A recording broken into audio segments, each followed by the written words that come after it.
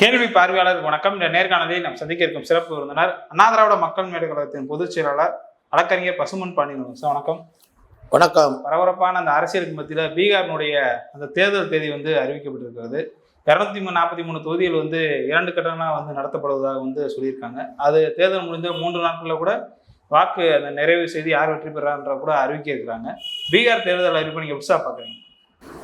கடந்த 6 மாதங்களாக நாடாளுமன்ற எதிர்கட்சி தலைவர் நம்முடைய ராகுல் காந்தி அவர்கள் பீகாரில் தான் இந்த தேர்தல் சீர்திருத்தன்ற பேரில் கொத்து கொத்தா வாக்காளர்களை சனாதனத்திற்கு எதிராக இருக்கக்கூடிய சிறுபான்மை மற்றும் பட்டியல் வகுப்பினை சேர்ந்தவர்களை சாரசாரியாக நீக்குவதும், போலி வாக்காளர்களை ஒரு வீட்டில் 1000 வாக்காளர்கள் 500 வாக்காளர்களை சேர்த்து இதுக்கு பேர் தேர்தல் சீர்திருத்தமா, மனு திருத்தத்துக்கு ஆதரவான திருத்தமா என்ற அடிப்படையில் தான் ராகுல் காந்தி ஆதாரப்பூர்வமாக பீகாரிலே முகாமிட்டு பீகார் நடந்த இந்த தில்லுமுள்ளுகளை எல்லாம் நாட்டு மக்களுக்கு ஆதாரப்பூர்வமாக அதிகாரப்பூர்வமாக தேர்தல் ஆணையமும்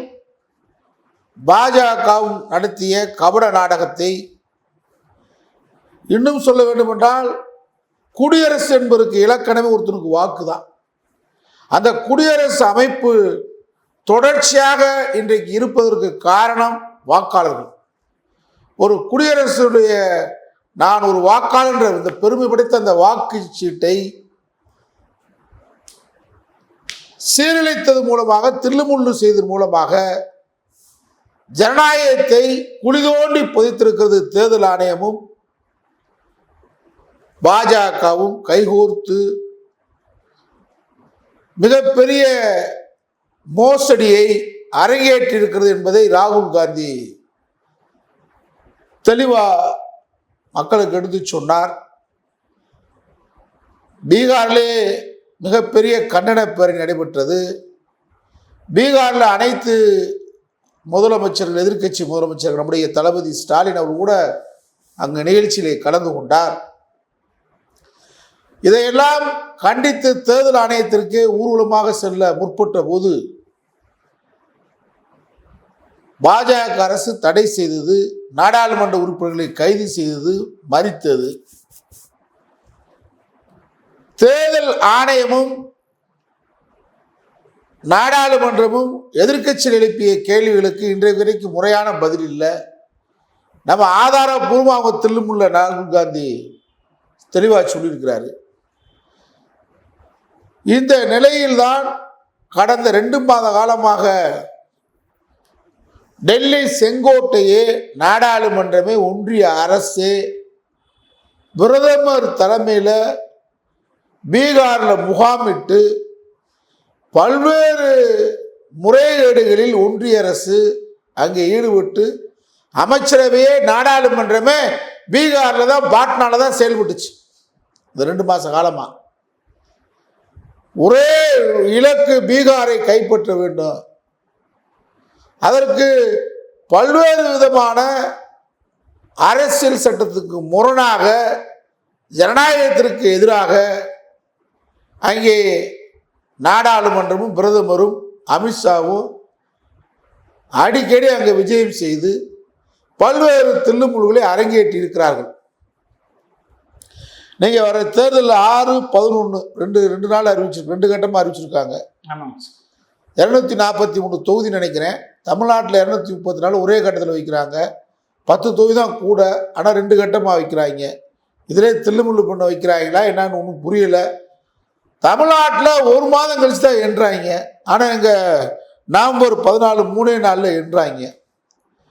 எல்லாவற்றையும் பாஜகவுடைய அராஜகம், தேர்தல் தில்லுமுள்ளு, தேர்தல் சீர்திருத்தம் என்ற பெயரால் நடந்த மோசடி அனைத்தையும் மக்களுக்கு எடுத்து சொல்லியிருக்கிறோம்.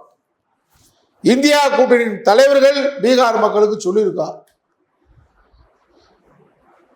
மோசடியான, பொய்யான, கற்பனையான வாக்குறுதிகளை அள்ளி வீசியிருக்கிறது பாஜக. பாஜக ஆதரவுடன் தான் நிதிஷ்குமாருடைய ஆட்சி நடைபெற்றது.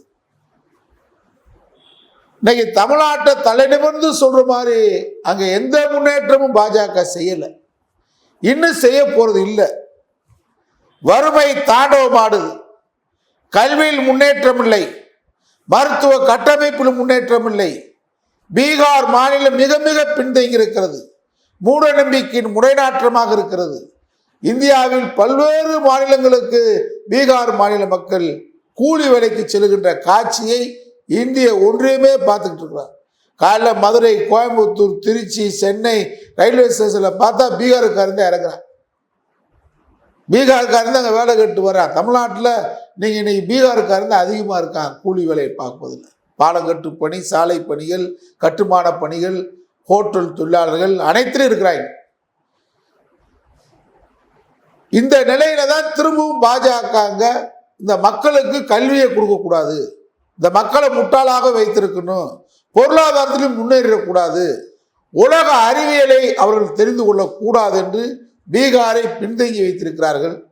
இந்த நிலையில் ராகுல் காந்தியும் இந்தியா கூட்டணியும் அங்கே கடுமையான பிரச்சாரத்தை, பாஜகவுடைய தில்லுமுள்ளுகளை, பாஜகவுடைய தவறான நடவடிக்கைகளை, மக்களோட நடவடிக்கைகளை எடுத்து சொல்லி இந்த தேர்தலை சந்திக்க இருக்கிறாங்க. தில்லுமுள்ளு பாஜகவுடைய மோசடியான வாக்குறுதிகள், தவறான தேர்தல் நடவடிக்கைகள், தேர்தல் சீர்திருத்தம் என்ற பெயரால் அங்கே நடந்திருக்கக்கூடிய அம்பலமாக இருக்கக்கூடிய இந்த தில்லுமுள்ளு மோசடி அனைத்தையும் மீறி இந்தியா கூட்டணி மிகப்பெரிய வெற்றியை பீகாரில் பெறும் என்று நம்புகிறோம். அதான் ஜனநாயகத்தின் தர்மம், ஜனநாயகத்துக்கு கிடைக்கக்கூடிய வெற்றி. ஆனால் ஜனநாயகத்தை குழி தோண்டி புதைக்கிற மாதிரி, ஜனநாயகத்தை குரல் வலையை நெரிக்கிற மாதிரி தொடர்ச்சியாக பாஜக அங்கே ஈடுபட்டு இருக்கு. ஜனநாயகத்தின் பாதுகாவலரே நாங்கள் தான் பாஜக சொல்றாங்களே. இதெல்லாம் என்ன சொல்றதுனே புரியல. சாத்தான் வேத ஊதுற மாதிரி தான் ஜனநாயகத்தை நாளுக்கு நாள் அடிச்சு கொண்டுகிட்டு இருக்காங்க. நான் என்ன ஏன் பாலிச்சு ஜனநாயகத்தை கற்பழிச்சுக்கிட்டு இருக்காங்க. பயங்கரமா மாறி மாறி ஜனநாயகத்தை, அரசியல் சட்டத்தை செல்லரித்து போச்சு இருக்கு பாஜக.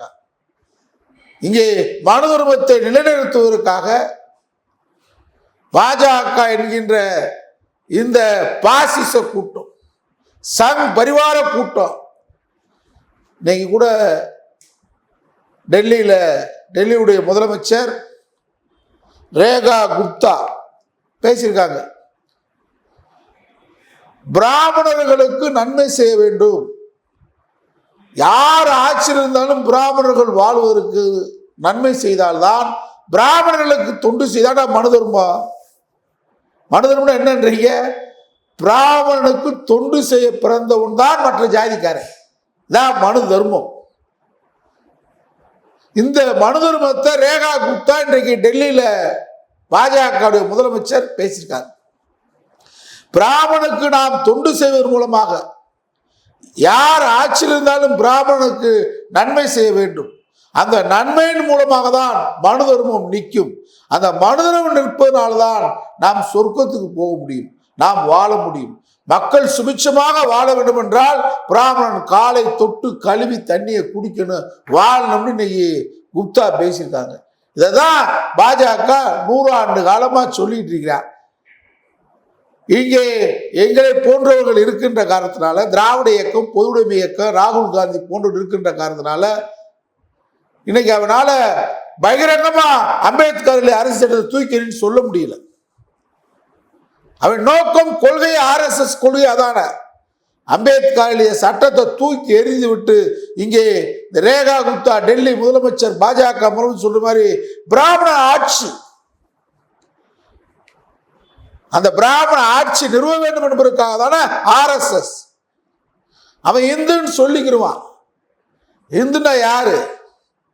பிராமணன் தான். பிராமணனுக்கு தொண்டு செய்ய வேண்டும், பிராமணனை வாழ வைக்க வேண்டும், யார் ஆட்சி இருந்தாலும் பிராமணனுக்காக தான் ஆட்சி இருக்க வேண்டும் என்று ஒரு டெல்லி முதலமைச்சர் பேசுகிறார் என்று சொன்னால் அதுதான் மனு தர்மம். அதுதான் கோல்வார்கர், சாவார்கர் சொன்ன தத்துவம், RSS தத்துவம்.